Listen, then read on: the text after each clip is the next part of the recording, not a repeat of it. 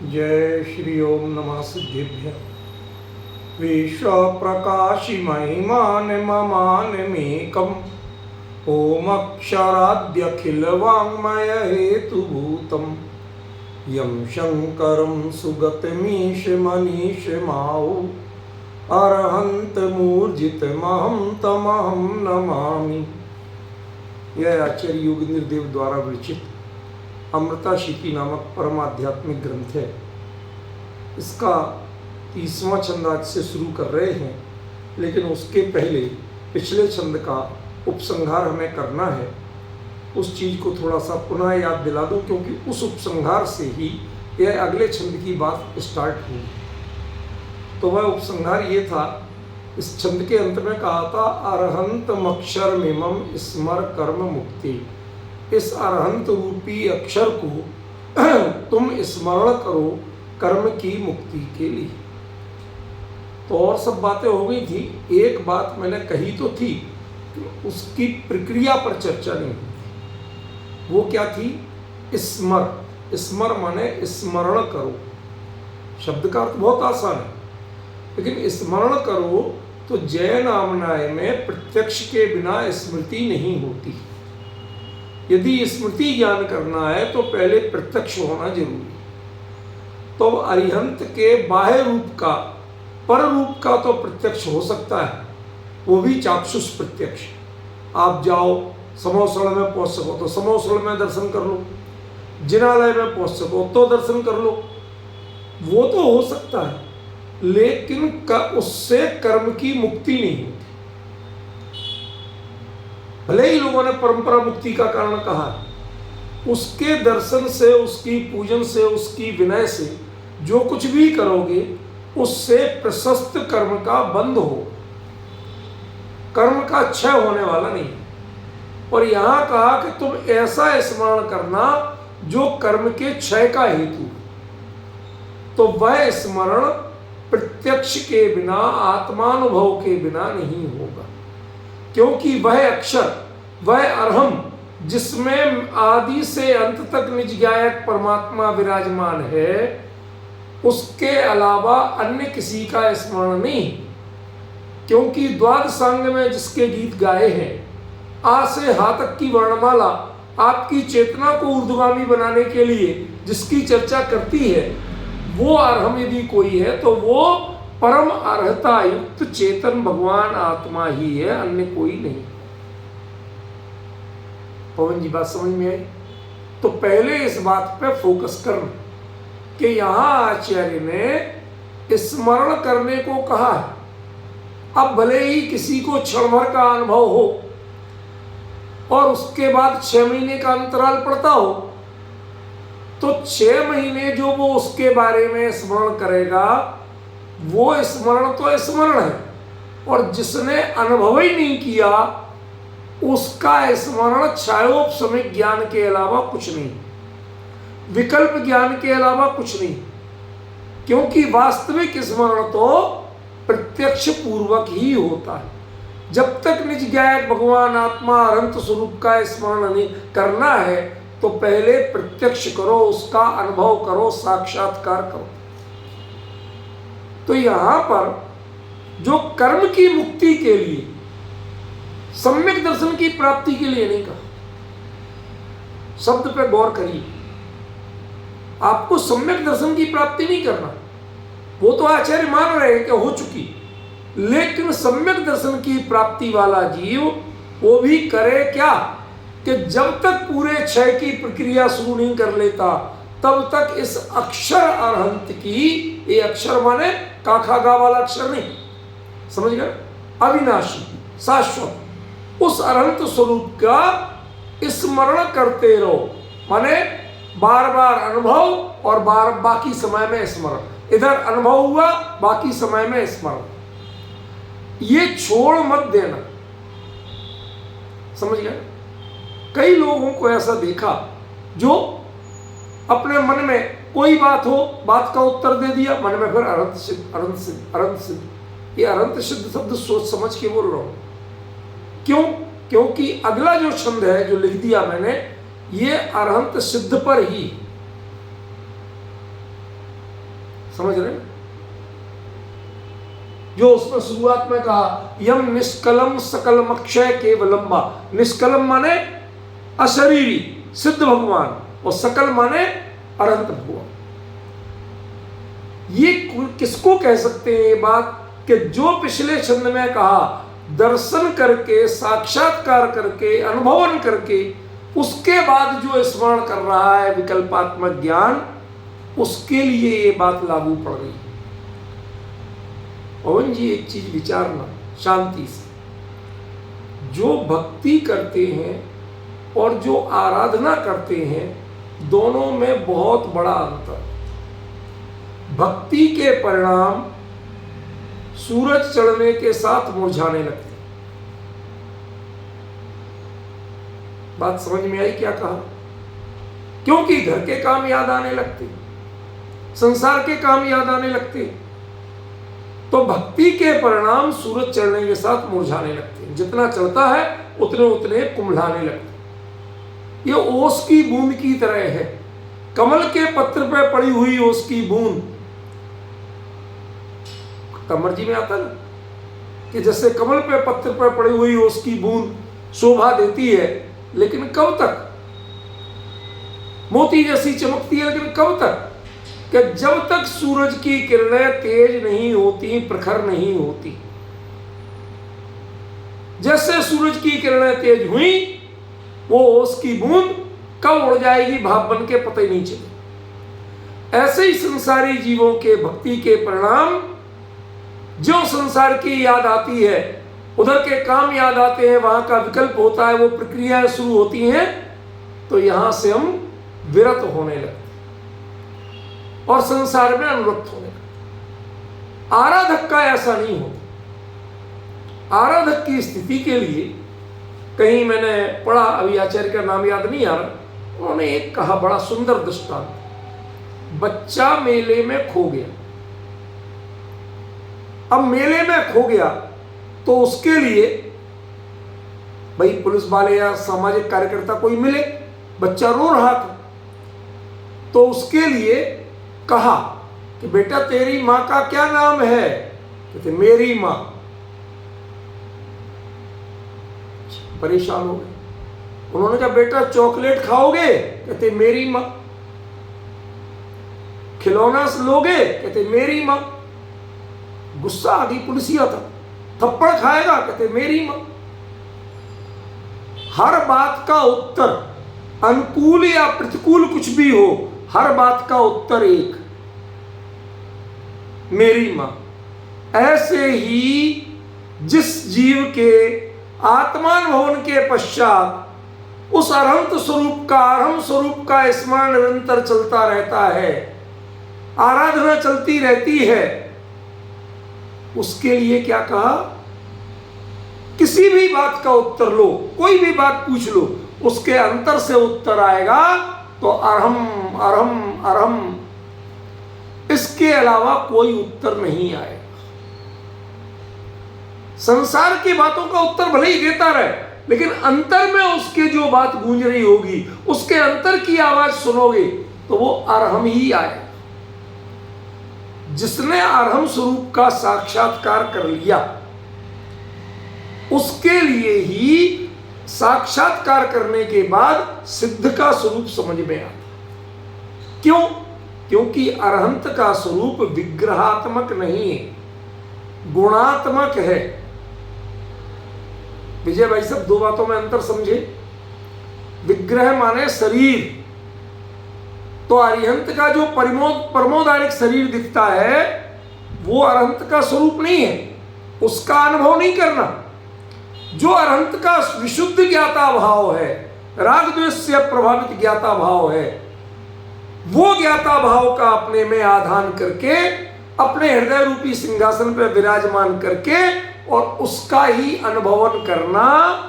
और जब अनुभवन हो जाए तो बाकी काल में जब उपयोग स्वरूप में न रहे तो उसका स्मरण करते रहना, बारंबार उसी का चिंतन, उसी की भावना करते रहना। ऐसा करने वाला जीव जिसने अनंत के भावनात्मक स्वरूप को जान लिया, वो सिद्ध के स्वरूप को भी जान लेता है, क्योंकि अरहंत का जो भावनात्मक स्वरूप है वो शरीर से भिन्न है, साधनों से भिन्न है, समोसरण से भी भिन्न है। समझे ना? तो अगले छंद में इसलिए आचार्य ने बात कहां से शुरू की? अरिहंत की जगह सिद्ध से शुरू की। आप गौर करिए, क्या है छंद? यम शं निष्कलम सकलमाक्षय केवलम वा संता स्तुवन्ति सततम समभाव भाजा वाच्यस्य तस्य वरवाचक मंत्र युक्ता हे पांथ शिव शाश्वत पुरी निर्विशंका। थोड़ा सा ध्यान दो, अभी इसका अर्थ समझा। इसमें एक दो बातें हैं जो जरा समझने की हैं, जिसके टीका भी सटीक नहीं। उसमें पहला शब्द है संतः।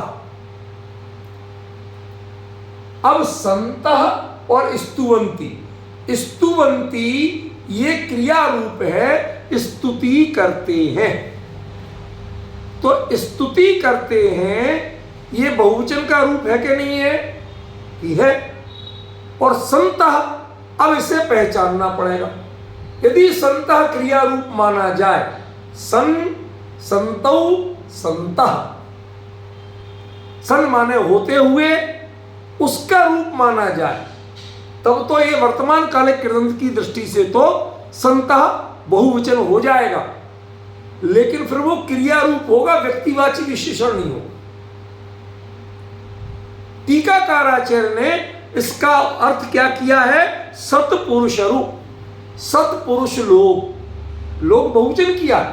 लेकिन प्रश्न ये है कि सतपुरुष यदि बहुवचन है तो संता शब्द, यदि संत शब्द लिया जाए जो हिंदी साहित्य में चलता है, तो वो तो एक वचन हुआ। संता विसर्ग दिया, एक वचन है। यदि बहुवचन होता तो संता होता। समझ रहे हैं? लेकिन ये कन्फर्म बहुवचन है, लेकिन व्यक्तिवाची विशेषण नहीं। क्या कहा? जो जीव निष्कलम, निष्कल वीतराग सिद्ध परमात्मा, सकलम सशरीरी अरहंत परमात्मा, अक्षयम, इन दोनों में एक समानता है। वो समानता क्या है? अक्षय की और केवल की। अक्षय माने इनकी वीतरागता कभी नष्ट नहीं होना। जो अनंत अवस्था में प्रकट हुई वो वीतरागता सिद्ध अवस्था तक कहीं नष्ट नहीं होना। और दूसरा केवलम, वो परिपूर्णता कभी नष्ट नहीं होना। जैसी परिपूर्णता अनंत अवस्था में थी वही परिपूर्णता सिद्ध अवस्था में। यहां भी अनंत ज्ञान दर्शन, अनंत सुख, अनंत वीर, अनंत चतुष्टय था, और सिद्ध अवस्था में भी वही है, कुछ बदल नहीं है। विजय भाई, सब पॉइंट ख्याल में आया ना? तो ये दो चीजें वो है जो इन दोनों के विशेषण। किन दोनों के? सकल माने अनंत परमात्मा और निष्कल माने सिद्ध परमात्मा। इन दोनों में कॉमन फैक्टर क्या है? कि दोनों ही अक्षय हैं और दोनों ही केवल हैं। अक्षय से वीतरागता और केवल से परिपूर्णता, केवल ज्ञान नहीं, समझे ना? परिपूर्णता वो उनके कभी मिटने वाली नहीं है। वो दोनों में कॉमन फैक्टर है। ठीक है ना? तो जो निष्कल को, सकल को, अक्षय को, केवलम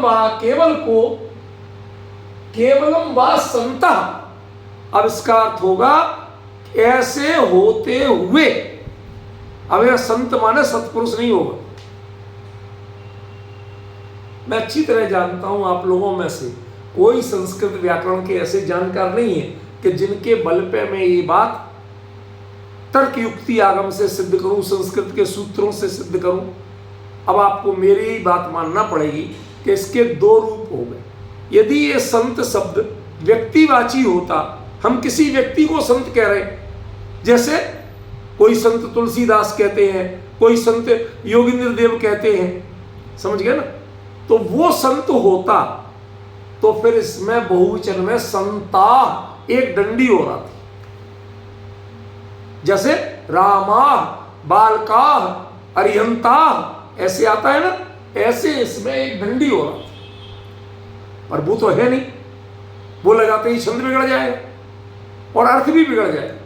तो वो कह रहे हैं आचार्य कि जो निष्कल सकल अक्षय केवल में से किसी भी रूप में संत माने होते हुए, परिणमन करते हुए, सततम समभाव भाजा स्तुवंती, सततम निरंतर समभाव भाजा, समभाव के भजन करने वाले। अब ये भजन करने वाले का मतलब जय जयनाथ परम गुरु हो नहीं, भजरंतम भजरंतम नहीं। भजन का अर्थ ही दूसरा। भजन माने आप पंक्ति बदले कोई जरूरी नहीं, शब्द बदले कोई जरूरी नहीं, समझ में, उन्हीं शब्दों को आगे पीछे करके निरंतर उन्हीं में उपयोग रमाए रहे, उसका नाम है भजन। जैसे गुरुदेव श्री का प्रिय भजन था भगवान आत्मा। कोई कुछ भी पूछ ले, भगवान आत्मा,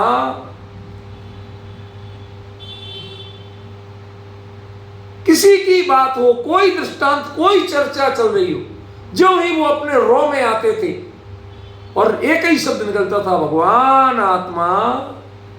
ये जो है, जो अंतरधारा निरंतर चलती है, उसका नाम है भजन। जो टूटती नहीं है, तोड़े नहीं टूटती है, उसका नाम है भजन। जैसे बच्चे का दृष्टांत दिया मैंने कि उसके लिए चाहे डांटो, प्रलोभन दो, पैसा दो, हर एक का उत्तर मेरी अम्मा। वो दूसरा विकल्प नहीं है, समझ गए? वो विकल्प अवस्था है लेकिन दूसरा विकल्प नहीं। विकल्प भी निर्विकल्प है, माने एक ही विकल्प है, दूसरा विकल्प नहीं। आप अल्टरनेट नहीं दे सकते उसको। छोटे बच्चे को क्या चाहिए? मेरी अम्मा दिला दो, फिर मैं खिलौना भी ले लूंगा, टॉफी भी ले लूंगा, चॉकलेट भी ले लूंगा, आइसक्रीम भी ले लूंगा और पैसे भी ले लूंगा। लेकिन पहले क्या चाहिए? मेरी मां। ऐसे ही जिसके लिए उस अरहंता या सिद्ध रूप जो ज्ञायक परमात्मा का स्वरूप है, ज्ञाता भाव का स्वरूप है, उसको जो संता माने पहले उस रूप में परिणमित हो भावों से, समझ गए ना? और वैसे होते हुए फिर आप स्तुति करो। देखो ये बड़ा गजब का रूप है। आपको उसकी स्तुति करना है जिस रूप में आपको खुद होना है। नहीं समझे? एक व्यक्ति को किसी का स्वांग रखाओ। हमारे यहां ब्रह्म गुलाल जी ने स्वांग रखा था। रखा क्या था? स्वांग। दिगंबर मुनिराज का स्वांग रखा था। रखा था कि नहीं पवन जी? भाई स्वांग ही तो रखा था, और क्या किया था? राज्यसभा में इनाम पाने के चक्कर में। लेकिन उस स्वांग को ऐसी उसकी आराधना की, ऐसी आराधना की कि राजा प्रभावित हुआ और उसने एक बड़ा थाल भर के सोने की असरफियां उन्हें देना चाहिए। कहीं किसको? निर्ग्रंथ असरफी लेते नहीं और असरफी लेने वाले निर्ग्रंथ होते नहीं। अब निर्ग्रंथ हो चुका हूं तो अब मैं निर्ग्रंथ ही रहूंगा। अब मैं सग्रंथ होने वाला नहीं हूं। ग्रंथ माने परिग्रह, समझ गए? ये है संता। आपने रखा तो स्वांग ही था, लेकिन सचमुच में उस रूप में परिणमित हो गए।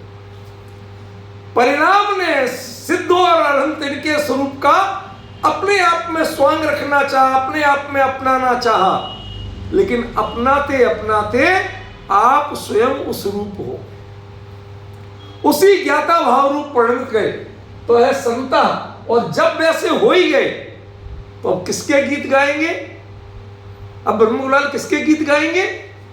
भैया ये निर्ग्रंथ मुद्रा, ये निर्ग्रंथ भाव, ये 6वें 7वें उन स्थान में झूलना, ये तो भैया बड़े भाग्य की बात है। अब जब तुम खुद निर्ग्रंथ हो रहे तो उसी के गीत क्यों गा रहे? प्रश्न करो आप, मोहन जी प्रश्न करो कि जब निर्ग्रंथ हो ही गए तो निर्ग्रंथ अवस्था के गीत क्यों गा रहे? क्योंकि अभी उसमें पूरी तरह रचे पचे नहीं है। क्षण भर का उसका आनंद, उसकी गरिमा को समझा है तो भाव विभोर हो रहे हैं। जब हम अनंत उस निर्ग्रंथ पने को जीते हैं तो तन्मय होते हैं, और जब उससे बाहर आते हैं तो उसी का स्तवन करते हैं, उसी की स्तुति करते हैं। ये दो बातों को आप समझ रहे हैं कि नहीं समझ रहे? समझ रहे हैं ना? ये देखो पहचानो दो। और कैसे? सततम, निरंतर स्तुति करते, दूसरा कोई काम ही नहीं करते। मुनिराज आहार करें, विहार करें, निहार करें, कोई भी अवस्था में हो, लेकिन वह उनकी स्तुति बंद नहीं। क्या बनना है?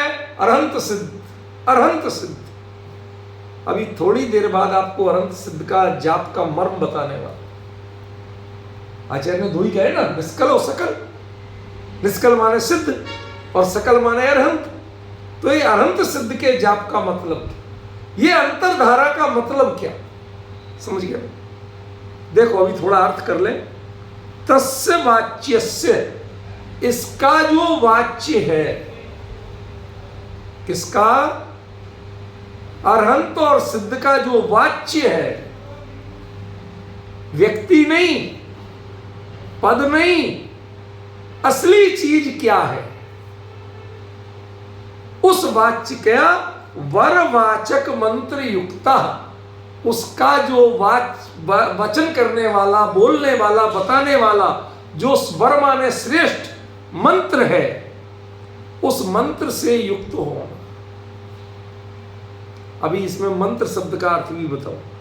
अभी तो शब्दार्थ बता रहा हूं, शब्द का रहस्य नहीं बता रहा, ठीक है ना? उसके वाच्य का जो करने वाला, बताने वाला जो मंत्र है, उससे युक्त होकर हे पांथ, हे मोक्ष मार्ग के पथिक, पांथ माने पथिक, शाश्वतपुरी, शाश्वतपुरी शिवपुरी मोक्ष में विश चले जाओ निर्विशंका, कोई शंका मत करना, तुम्हारा मोक्ष का मार्ग खरा है। समझ गए?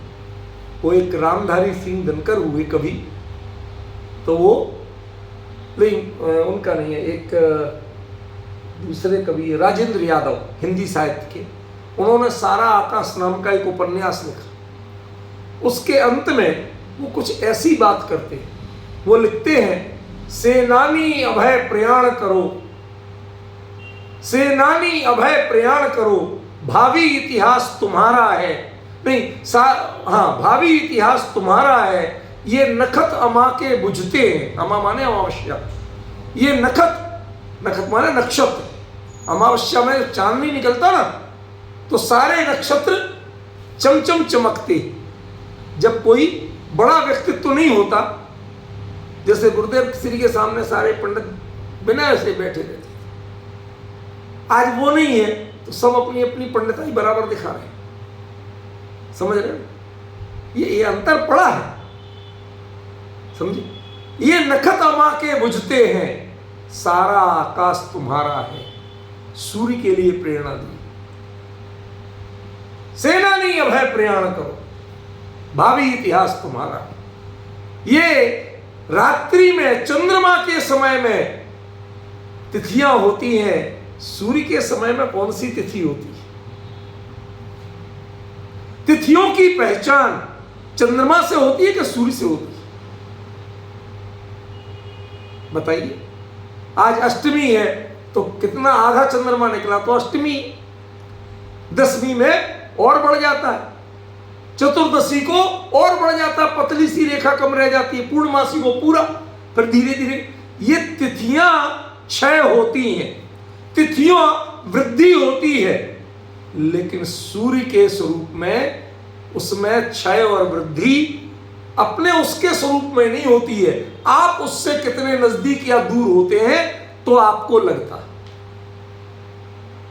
बात कुछ समझ में आई पवन जी? नहीं आई।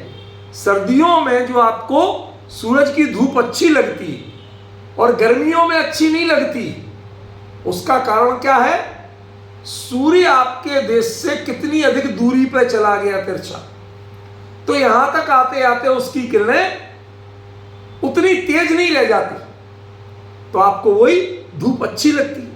और अब हो गई गर्मी, अब कोई क्या धूप में खड़े हो जाओ तो हो गए, अब धूप सुहाएगी, अरे भाई साहब जल जाएंगे, चेहरा काला पड़ जाए, कहोगे कि नहीं कहोगे? ये सबसे बड़ा, सूर्य ठंडा नहीं होता, आप जिससे जितने दूर हो जाओगे तो आपको ठंडक लगेगी, उसकी रोशनी, उसकी किरणें आपको ठंडी लगेंगी, और जितने नजदीक हो जाओगे उतने गर्म लगेंगे। उसमें कमी तेजी नहीं होती है, लेकिन चंद्रमा के प्रकाश में उसमें कमी तेजी होती है। चंद्रमा की तिथि में उसमें कमी तेजी होती है, वृद्धि और हानि होती है। तो हमें पहचानना पड़ेगा कि हमारे भाव एक रूप रह रहे हैं या हमारे भाव चंद्रमा के समान घट बढ़ रहे हैं। क्यों? चौमासे में भादों के 10 लक्षण जैसे मनते हैं, इस चैत्र मास में भी आने वाले हैं 16 कारण, तो अभी चल ही रहे, चल रहा है कि नहीं चल रहा है? कितनों को पता है? विजय जी पता है ना? हाँ, विजय जी को पक्का पता है, रोज नित्य नियम प्रक्षाल पूजन करने वाले हैं, सब इन्हें ध्यान रहता। सुनो कि जो ये चल रहे हैं सो 10 लक्षण आएंगे, कितने लोग मनाने वाले हैं भैया? तो भादों में क्यों मनाते हो? वो भी तो यही 10 लक्षण है। माघ के महीने में आते नहीं मनाते, चैत के महीने में आते नहीं मनाते, भादों के महीने में आते मना लेते। कहते भाई साहब भादों के महीने में हम फुर्सत में होते हैं तो मना लेते, चैत और माघ में काम धंधे में होते तो नहीं मनाते। आपको उस पर्व से मतलब नहीं है, अपनी सहूलियत से मतलब। समझ रहे हो? पहले चौमासे में काम धंधा नहीं होता था, आदमी घर में घिर के रह जाता था, बरस रहा जम के, तब कहां जाएगा? घर और मंदिर, काम नहीं, धंधा नहीं, खेती नहीं, व्यापार नहीं, करे क्या? तो 10 लक्षण हमने धूमधाम से मनाए। ये मौका परस्ती और मौसम के अनुसार नहीं चल। सततम, गजब का शब्द दिया आपने, आचार्य देव ने। निरंतरता रहना चाहिए। और करना क्या?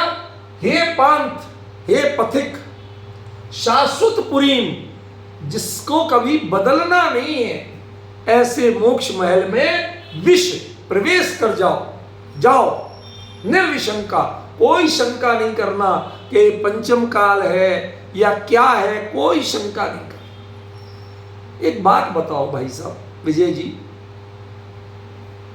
पहले जो तीर्थंकर का काल था उसमें आयु कितनी लंबी होती थी? होती थी कि नहीं होती थी? पूर्वों की आयु होती थी। आदिनाथ भगवान की 84 लाख पूर्व की आयु थी, ठीक है नहीं? और महावीर स्वामी के काल तक आते आते पार्श्वनाथ 100 साल के रह गए और महावीर स्वामी 72 साल के रह गए। तो मैं एक चीज पूछना चाहता हूं कि यदि आपने 84 लाख पूर्व की आयु पाई और 84 लाख पूर्व की आयु पाके साधना और सिद्धि कितने समय की थी? 84 लाख पूर्व की थी, वो थोड़ी सी थी।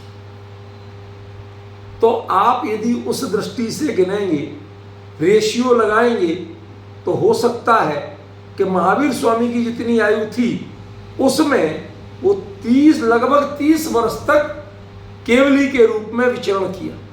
तो 72 में 30 का रेशियो कितना हुआ? विजय जी आपको भागने को नहीं कहा, आपको बताने को कहा। कितना हुआ? क्यों?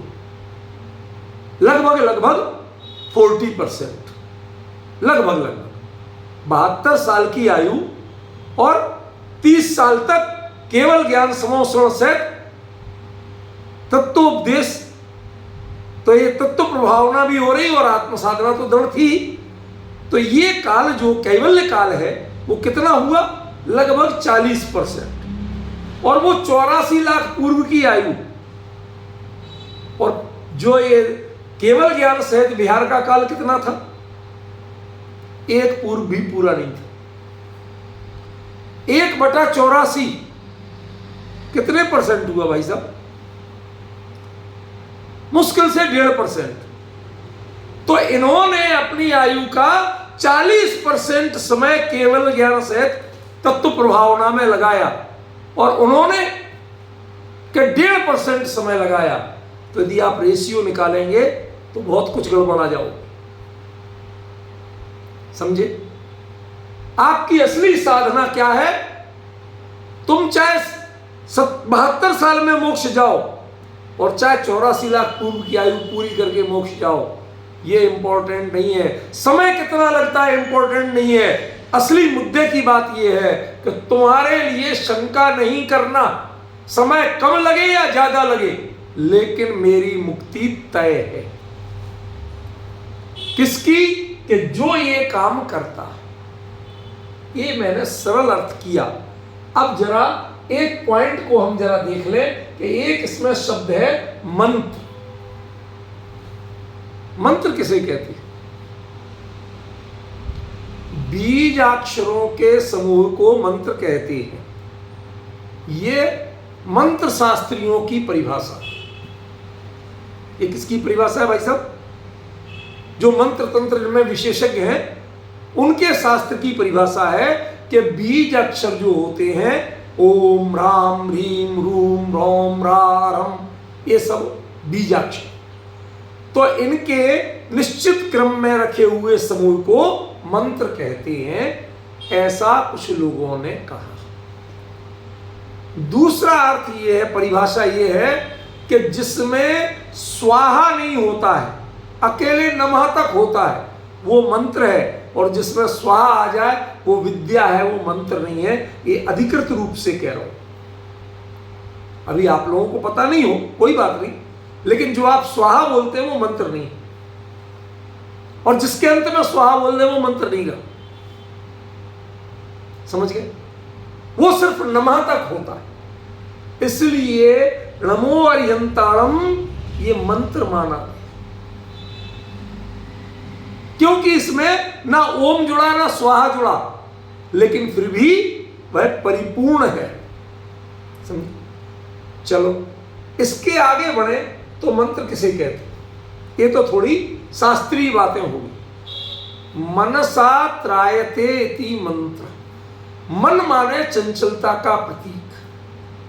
मन का एक ही स्वरूप है। जैसे पीपल का पत्ता कभी टिकता नहीं, ऐसे ही छद्मस्त का उपयोग कभी एक उस रूप में टिकता नहीं। ठीक है? इस चंचलता का ही त्याग करना है, विकल्प से विकल्पांतर का त्याग करना है, विषय से विषयांतर का त्याग करना है, एक में ही उपयोग रमाना है। जो सततम कहा उसी के अर्थ में मंत्र कहा। तो मैं मंत्र से युक्त होना है, माने मन की चंचलता से रहित होना है। मनसा त्रायते इति मंत्र। जो मन की चंचलता से मुक्ति दिलाए उसका नाम मंत्र है। अब वो चाहे अरहम हो, चाहे ह्रम हो, चाहे ओम हो, जो भी हो, जो तुम्हें मन की चंचलता से मुक्ति दिलाए, छुटकारा दिलाए, उससे त्राण दिलाए। त्राण माने छुटकारा। तो मन और त्रह, मन से त्राण दिलाए उसका नाम मंत्र। उपयोग की चंचलता से त्राण दिलाए उसका नाम मंत्र। जो विकल्प से दूसरे विकल्प की ओर भागने की प्रक्रिया से आपको छुटकारा दिलाए उसका नाम मंत्र। जो नए नए विषय की ओर आपको भटकाना बंद कर दे उसका नाम मंत्र। समझे? अब वाच्य क्या है? सकल और निष्कल, ये है वाच्य। अब इसका वरवाचक मंत्र, इनके अकेले वाचक मंत्र भी हैं और वरवाचक मंत्र भी। अब आप कहें ये वर क्या हो गया? वाचक तो माने उनको बोलने वाले, बताने वाले। तो वर क्या हो गया? कि 2 तरह के वाचक होते हैं। नहीं आया समझ? हमारे यहां विद्वान दो तरह के, एक बाबू भाई जी जैसे विद्वान थे कि जो दुनिया से बोलियां लगभग कुछ भी कर लें, लेकिन उनकी एक बड़ी खूबी थी, विजय जी भाई साहब आपको पता है, वो कई जगह चूंकि गुरुदेव विराजमान है तो उन्हें 2 मिनट के अंदर बोलियां खत्म करना है। अब वो कभी कभी भावावेश में बढ़ा देते थे और सामने कोई उतनी बोली लेने वाला ही नहीं,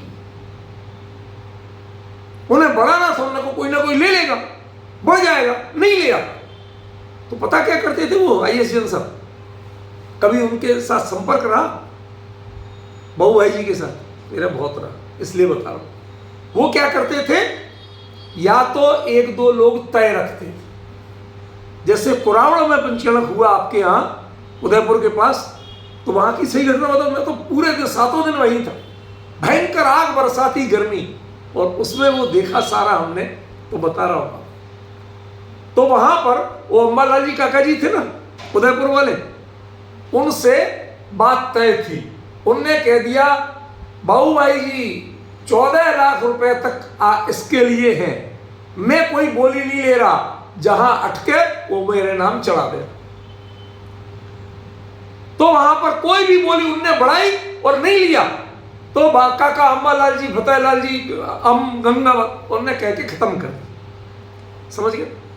लेकिन कहीं कहीं अब लंबे धर्म चक्र प्रवर्तन हो रहा है, कुछ हो रहा है, अब वहां पर कोई फिक्स आदमी नहीं है, तो अब क्या करें, और वो बढ़ा देते थे, तो वो अपने ही नाम से, अपने परिवार के पिताजी के नाम से वो बोली चला देते थे और वो पैसा खुद देते थे। और ऐसा 1-2 बार नहीं, 50 बार जिनके सामने हुआ, ऐसे साक्षात करने वाले व्यक्ति मेरे पास मौजूद है, समझे ना। हमारे ललितपुर में खुद हुआ, जब धर्मचक्र प्रवर्तन हो रहा था तो खुद हुआ। अब ये क्या है, आज तो जितने विद्वान जाएंगे वो अपना कुछ ना कुछ लाभ लेके आएंगे, और वहां पर जाते थे और लाभ दे के आते थे, तत्व की प्रभावना भी करना और ये भी दे के आना, लेके नहीं आना, समझे। तो वर क्या है, वचन तो सबके वही गायक भगवान आत्मा के होते थे, लेकिन वर वो है जो उस गायक की आराधना में परिग्रह का मोह छोड़ के चलते थे, जो लेने नहीं देने जाते थे, तत्व भी और परिग्रह। ऐसे ही अरहंत और सिद्ध की आराधना शब्दों में करना, किसी बीज मंत्र से करना, वो तो है वाचक मंत्र, लेकिन ये किससे करते हैं, वरवाचक मंत्र, जो बोले चाहे नहीं बोले लेकिन करके दिखा दे। 2 बातों में अंतर समझ में आया। बहुत से लोग होते हैं जो बोलते बहुत, करते थोड़ा, समझ में आया। नेताओं की तो बात ही मत करो, वो तो करते ही नहीं, वो सिर्फ बोलते, बाद में कहते जुमला, समझे ना। मैं किसी पर कटाक्ष नहीं कर रहा, पर जो सुना है वो कह रहा हूं, समझे। उनकी बातें ही मत करो। अरे यहां तो धर्मानुरागी जो जीव हैं, जो जितना अच्छा बोलते हैं, वास्तव में वैसा अपने जीवन में करते नहीं,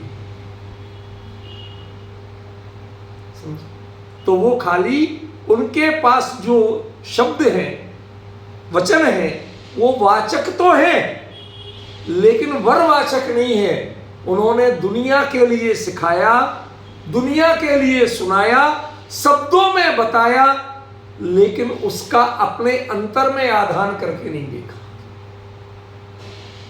समझे। जो अपने अंतर में आधान करने के बाद किसी को बोले, वो है वरवाचक, और जो दूसरों को सिखाने के लिए बोले, वो है वाचक। बताइए कौन से मंत्र का उच्चारण करना कि जिसका उच्चारण हो या नहीं हो, लेकिन उच्चारण का असर पहले हो जाए। 2 बातों में अंतर समझ में आया विजय जी क्या? कोई लोग बहुत बोलते हैं, घंटों बोलते हैं, लेकिन उनके जीवन में कोई छाया भी नहीं। और कई लोग बोलते नहीं हैं, उनकी ओर देखो मात्र तो तुम्हें सारा उत्तर मिल जाता। बोला कुछ नहीं लेकिन उत्तर मिल गया।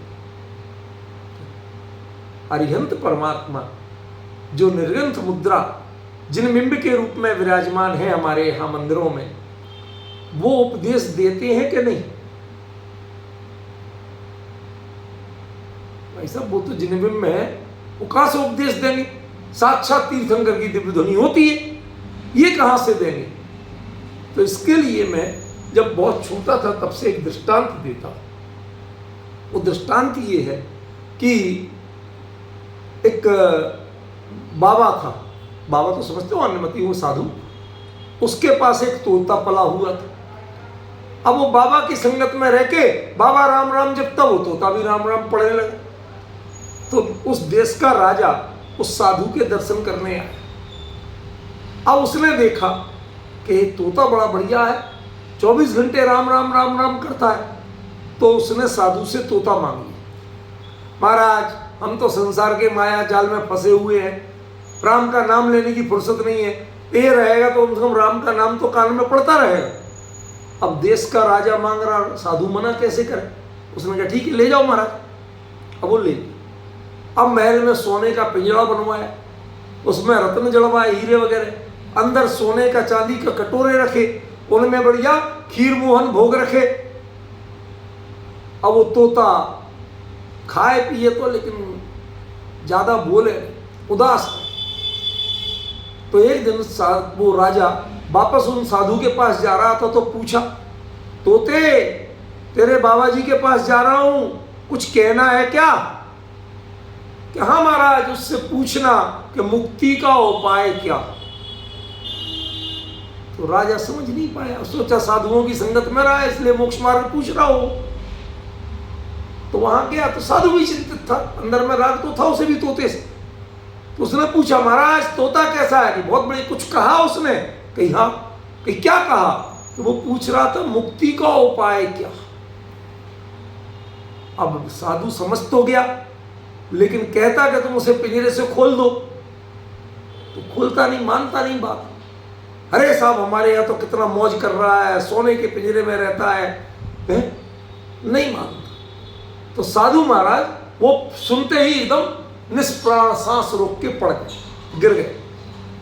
अब राजा घबराया कि पब्लिक ने यदि देख लिया तो यही समझेंगे राजा ने साधु को मार दिया। तो राजा वहां से भागा घोड़े पे बैठ के और हाँफते हूँफते अपने राजमहल पहुंचा।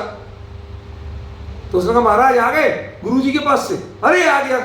क्यों, नाराज क्यों हो? अरे क्या प्रश्न पूछा तूने? महाराज मैंने तो यही पूछा था, मुक्ति का उपाय क्या। आपने क्या कहा? मैंने भी यही कहा था। तो महाराज ने, वो साधु महाराज ने क्या किया? कहीं वो तो मर के गिर गए, मैं तो डर के मारे भाग आया। अब वो राजा नहीं समझ पाया, उस तोते ने समझ लिया कि मुक्ति का उपाय ये है कि जब तक तुम इनके सामने राम राम करते रहोगे तब तक ये तुझे छोड़ेगा नहीं, पिंजरे में रखेगा। राम राम करना बंद कर दो, मरे हुए गिर जाओ। तो तोता भी ये उलटक गया, गर्दन लटका के गिर गया पिंजरे में। और राजा ने कहा, पता नहीं क्या चक्कर है इस मुक्ति को उपाय प्रश्न में। उधर राजा महाराज से पूछा तो साधु महाराज गिर गए, इधर तोते से कहा तो तोता गिर गया। तुमने पिंजरा खोला, कभी देखे तो कुछ थोड़ी बहुत जान बाकी है कि नहीं। इधर पिंजरा खुला, वो फुर, वो जाके ऊपर बैठ गई कि भाई तू सही सलामत था? कहीं हाँ। कहीं चक्कर क्या है? कहीं महाराज तुम्हें समझ ही नहीं है, मैंने प्रश्न पूछा था, हमारे गुरुजी ने समझ लिया, उन्होंने जो उत्तर दिया वो मैंने समझ लिया, तुम दोनों में नहीं समझ पाए। ना गुरुजी मरे थे ना मैं मरा था। गुरुजी ने कहा जब तक इनके काम के बने रहोगे तब तक तुम्हें ये पिंजरे से नहीं छोड़ेगा। मैंने तो पिंजरे से मुक्ति का उपाय पूछा, तुम इनके लिए मरे हुए हो जाओगे, निकल जाओगे। तो बताइए, भगवान की जिनबिंब भी सही, उन्होंने आपको उत्तर दिया कि नहीं दिया? आपने कुछ भी मांग लिया हो, कुछ भी कह लिया हो, किसी ने भोग मांगे, किसी ने परिग्रह मांगा, किसी ने एक अपर का कुछ नहीं चाहता, चाहूं अपना भाव। यह भी कहा। भगवान ने क्या उत्तर दिया? ये उत्तर, यदि तुम्हें अपना भाव चाहिए तो जैसे हम अपने में लीन हैं वैसे लीन हो जाओ, मेरे पास आओगे तो तुम्हें तुम्हारा भाव मिलने वाला नहीं। समझ गए? तो वरवाचक मंत्र क्या है? उस जिनबिंब ने एक शब्द नहीं बोला, लेकिन पूरी दिव्य ध्वनि का सार बता दिया।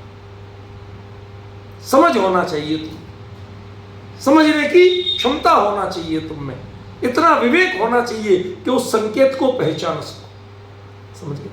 तो ये वरवाचक का अर्थ क्या हुआ? बोलना जरूरी नहीं है, शब्द जरूरी नहीं है, लेकिन वो जिस चीज का वाचक है वह तुम्हारे जीवन में घटित होना जरूरी है, तब वह वरवाचक है, अन्यथा वरवाचक नहीं। ख्याल में है ना? तो मंत्र शब्द का थोड़ा बताया, फिलो में पूरा आएगा द्वारा, और वरवाचक का बताया। अब देखो, तस्य वाच्यस्य, उनके वाच्य का, किसके? और निष्कलम सकलम अक्षयम केवलम, ये जो है इनका वाच्य क्या है? ये तो शब्द है वाचक, इनका वाच्य क्या है? शरीर रहित सिद्ध परमात्मा, ये क्या है? ये वाच्य है। माने शरीर रहते हैं इसलिए हम पूजा कर रहे हैं, तो जिन जिन का शरीर छूट जाएगा सबकी पूजा करोगे? क्या शरीर छूटना पूज्यता की निशानी है? भाई साहब, निगोदिया के भी शरीर नहीं होता। एक श्वास में 18 बार जन्म मरण करना, शरीर पर्याप्ति पूर्ण होने के लिए कुछ तो समय चाहिए, कम से कम अंतर मुहूर्त का। उसके पास समय कहां है? एक श्वास में 18 बार जन्म मरण कर, शरीर पर्याप्ति पूरी कब होगी?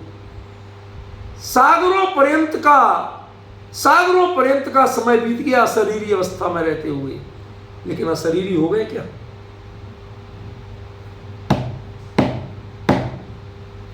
श्रोतारा सावधानतया सुणवंतु। विजय भाई साहब, क्या कह रहा हूं? सागरों पर्यंत शरीर रहते रह लिए, पर अशरीरी नहीं हो पाए। शरीर पाने की वासना अंदर से नहीं निकली, चाह नहीं निकली, तो अंतिम परिणति क्या हुई? आखिरकार तुम्हें एक इंद्रिय का शरीर मिल गया, 2 इंद्रिय का शरीर मिल गया, 3 इंद्रिय का शरीर मिल गया। अशरीरी रहते हुए भी शरीर की वासना जिसके है, वो अशरीरी को जान नहीं सकता, अशरीरी का अर्थ नहीं जान सकता। समझे? कुछ सिद्ध माने अशरीरी नहीं, उस अशरीरी पने का वाच्य क्या है? कि आज तक तुम्हारा उपयोग शरीर और इंद्रियों से ही प्रवृत्त होता था, अब शरीर और इंद्रियों से के बिना क्या तुम्हारे उपयोग ने जानना सीखा, प्रणमन सीखा, सहज हुआ? यदि नहीं हो पाया है तो वो आपको वाच्य ही पता नहीं चला। ना अरहंत का वाच्य वो है जो आपको दिखता है, और न सिद्ध का वाच्य वो है जो यहां लिखा है। आप कहें दिखता है, क्यों नहीं कहा? क्योंकि सिद्ध आपको दिखते नहीं और अरिहंत का शरीर आपको दिखता। दोनों में केंद्र क्या है? शरीर। सकलम निष्कलम, कल माने शरीर, पवन जी, कल माने शरीर। तो शरीर से एक रहित है, एक शरीर से सहित है। कहते आपने इनका वाच्य समझा? परमोदारिक शरीर, परम शांत मुद्रा, जो आप गीत गाते हो उसका वाच्य समझा? परम शांत का मतलब समझते हो?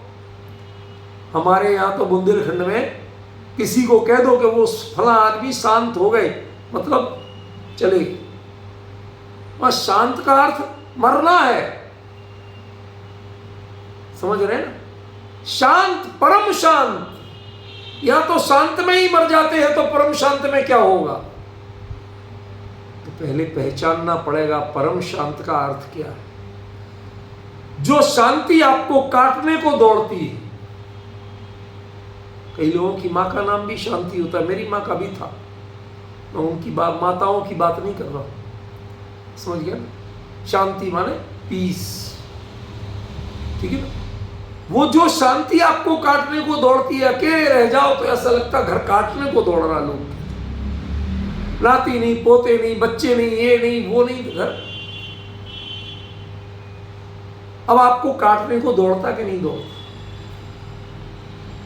हम कहते सब होते हैं तो अभी थोड़े बहुत उनसे बोल के हाथ जोड़ के अपना लिखने पे स्वाध्याय में बैठ जाता हूं, और वो नहीं है तो फुल टाइम यही कर रहा हूं। और कर क्या रहा हूं, लोगों को थोड़े वो प्रश्न का उत्तर दे दिया डिटेल में तो लोग समझ रहे हमारे लिए। आज कई लोगों ने भेद विज्ञान का पाठ पढ़ा दिया, बाकायदा शाम से ही प्रवचन सुन रहा हूं लोगों के।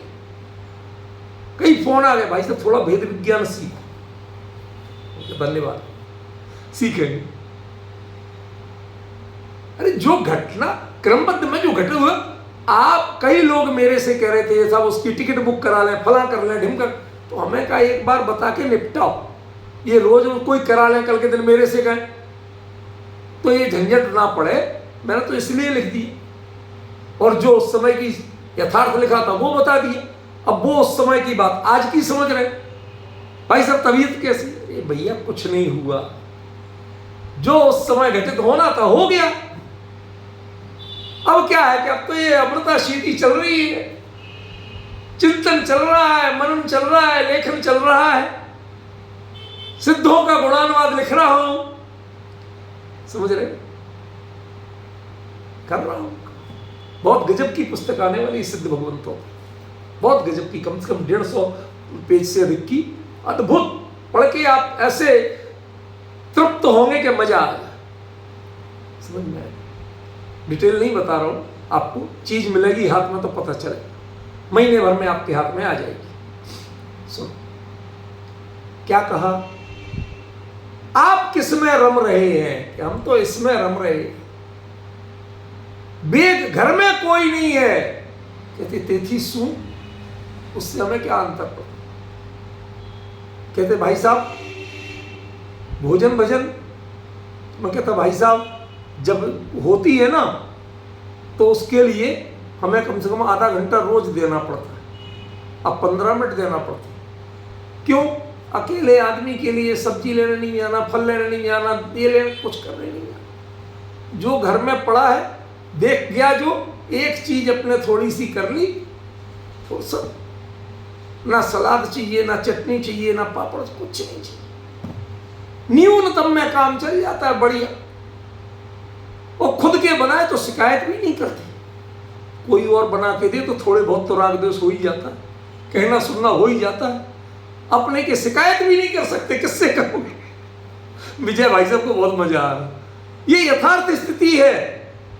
बिल्कुल फक्कड़ मस्ती से रह रहा हूं, रात तक अपने पहले डांट देते थे, अरे सो जाओ देर हो रही, कब तक लिखोगे, अब लिखता रहता हूं, कोई टूकते ही नहीं। जो चिंतन चल रहा है पेपर पे, मोबाइल पे उतरता रहता है, कहीं कोई विकल्प नहीं है। घर काटने को नहीं दौड़ता, क्योंकि हमारा घर तब भी वही था और अब भी वही है। इन दीवालों में मेरा मन नहीं रमता, ना इनके सूने होने से बिगड़ता है और ना इनके भरे होने से मेरा सुधरता।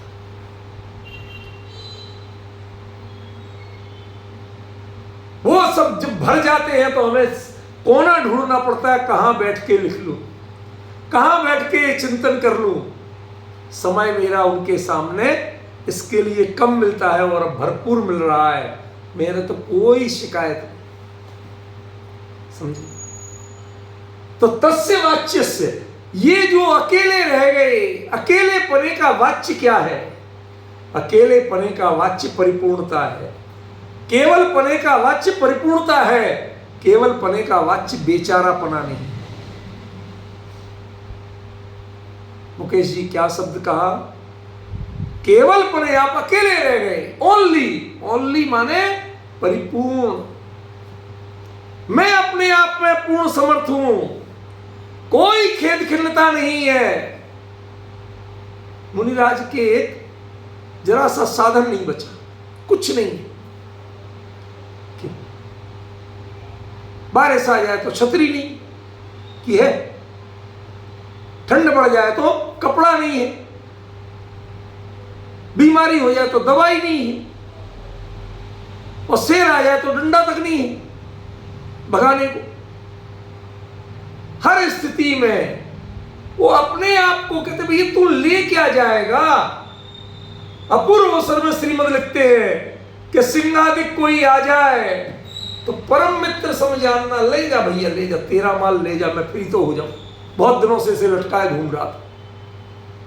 जैसे कुरियर वाले होते ना, किसी एड्रेस पर नहीं मिल रहा हो आदमी तो 2-1 दिन चक्कर लगाना पड़े तो परेशान हो जाए, फिर वो मिल जाए रास्ते में, किसी से एड्रेस पूछ रहे, भाई साहब फला का एड्रेस कहाँ है, कि किसका, इनका, कहीं हाँ, कहीं दे दो मुझे, तो वही पकड़ा देता है। भाई 3 चक्कर लगा चुका तुम्हारे, मिलते ही नहीं हो घर पे, जहां मिल जाए वहीं देके। ऐसे ही वो कहते हैं श्रीमद कि परम मित्र समझाना, तू परम मित्र है, खाम खामे में इसको लटकाए घूम रहा, तुझे लेना ले जा भैया। सोचिए जरा, अपने स्वरूप की परिपूर्णता का भरोसा नहीं हो तो इसके बारे में ऐसे शब्द बोल सकता है कोई? समझे कि नहीं? तो ये पहचानो उसका वाच्य क्या है, शब्द क्या है, ये महत्वपूर्ण नहीं है। वाचक मंत्र कौन होगा? वरवाचक चाहिए, और वरवाचक वही जान पाएगा जिसने वाच्य को पहचाना, जिसने अरहम का अर्थ अरहंत समझा, परमोदारिक शरीर समझा, समोषण जैसी विभूति समझी, उसने उसके वाच्य को नहीं पहचाना, वो मात्र वाचक में अटका हुआ है। और जो अकेले वाचक में है, वाच्य को नहीं पहचाना, समझ लेना वो वरवाचक नहीं।